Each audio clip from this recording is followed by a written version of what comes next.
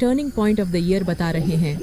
कहते हैं धरती के मैग्नेटिक पोल्स बदल रहे हैं, मौसम अनियंत्रित हो रहे हैं और आसमान में अजीब संकेत दिख रहे हैं।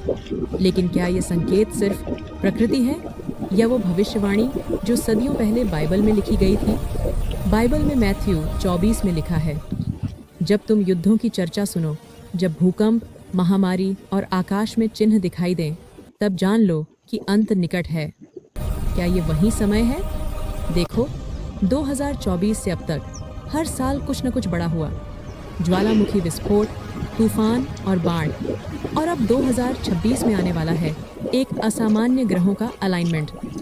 कई लोग कहते हैं ये वही संकेत है जो रिविलेशन की किताब में बताया गया था। वहाँ लिखा है कि आकाश में एक बड़ा चिन्ह दिखाई देगा और लोग भय से कांपेंगे। क्या ये वही समय है जब परमेश्वर मानवता को चेता